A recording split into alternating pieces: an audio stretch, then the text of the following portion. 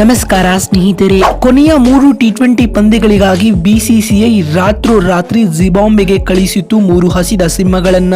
ಎರಡನೇ ಟಿ20ಯ ಗೆಲುವಿನ ಜೊತೆಗೆ ಟೀಂ ಇಂಡಿಯಾಗೆ ಸಿಕ್ಕಿತು double good news. World cup ನ 3 ಆಟಗಾರರು ತಲುಪಿದರು ಜಿಂಬಾಬ್ವೆ. ತಂಡದಲ್ಲಿ ಮರಳಿದರು 10 ವರ್ಷದ ಹಳೆಯ ಆಟಗಾರ. ಇಡೀ ತಂಡದಲ್ಲಿ ಶುರುವಾಯಿತು ಸಂತೋಷದ ಅಲೆ. ಹಾಗಾದರೆ ಸುದ್ದಿಯ ಸಂಪೂರ್ಣ ಮಾಹಿತಿ ಏನು ಎಂಬುದನ್ನ ಇವತ್ತಿನ ಈ ಒಂದು ವಿಡಿಯೋದಲ್ಲಿ ತಿಳಿಸ್ಕೊಡ್ತಾ ಹೋಗ್ತೀನಿ. ಆದ್ದರಿಂದ ದಯವಿಟ್ಟು ಈ ವಿಡಿಯೋವನ್ನ ಕೊನೆವರೆಗೂ ನೋಡಿ ಸ್ನೇಹಿತರೆ.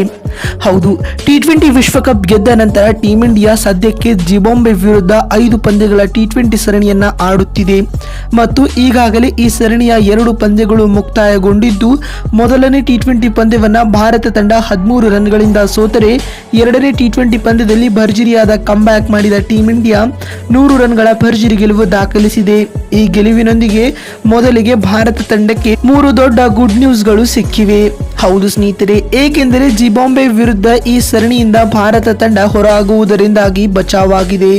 ಏಕೆಂದರೆ ಎರಡನೇ ಟಿ20 ಪಂದ್ಯವನ್ನ ಕೂಡ ಭಾರತ ತಂಡ ಸೋತಿದ್ದರೆ ನಂತರ ಈ ಸರಣಿಯಲ್ಲಿ ಜಿಂಬಾಬ್ವೆ ವಿರುದ್ಧ ಭಾರತ ತಂಡಕ್ಕೆ ಕಂಬ್ಯಾಕ್ ಮಾಡಲು ಬಹಳ ಕಷ್ಟವಾಗುತ್ತಿತ್ತು.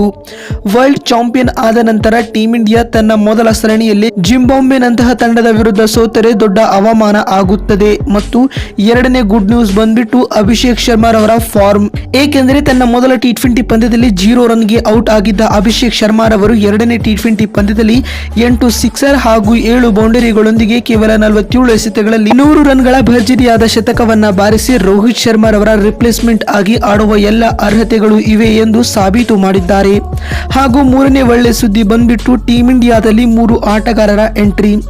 ವಾಸ್ತವವಾಗಿ ಜಿಂಬಾಬ್ವೆ ವಿರುದ್ಧ ಘೋಷಿಸಲಾಗಿದ್ದ ಸ್ಕ್ವಾಡ್ ಕೇವಲ ಮೊದಲ 2 ಟಿ20 ಪಂದ್ಯಗಳಿಗಾಗಿ ಆಯ್ಕೆ ಮಾಡಲಾಗಿತ್ತು. ಹಾಗೂ ಈಗ ಕೊನೆಯ 3 ಟಿ20 ಪಂದ್ಯಗಳಿಗಾಗಿ ಭಾರತದ 3 ಹೊಸ ಆಟಗಾರರ ಎಂಟ್ರಿ ಆಗಿದೆ. ಹೌದು ಸ್ನೇಹಿತರೆ, ಇದರಲ್ಲಿನ ಮೊದಲ ಆಟಗಾರನ ಹೆಸರು ಸಂಜು ಸ್ಯಾಮ್ಸನ್. ಅತ್ಯುತ್ತಮವಾದ ವಿಕೆಟ್ ಕೀಪರ್ ಹಾಗೂ ಬ್ಯಾಟ್ಸ್ಮನ್ ಆಗಿರುವ ಸಂಜು ಸ್ಯಾಮ್ಸನ್ ರವರಿಗೆ ಜಿಂಬಾಬ್ವೆ ವಿರುದ್ಧದ 3ನೇ ಟಿ20 ಪಂದ್ಯದಲ್ಲಿ ಆಡುವ ಅವಕಾಶ ನೀಡಲಾಗಿದೆ. ಮತ್ತು ಎರಡನೇ ಆಟಗಾರನ ಹೆಸರು ಯಶಸ್ವಿ ಜೈಸ್ವಾಲ್.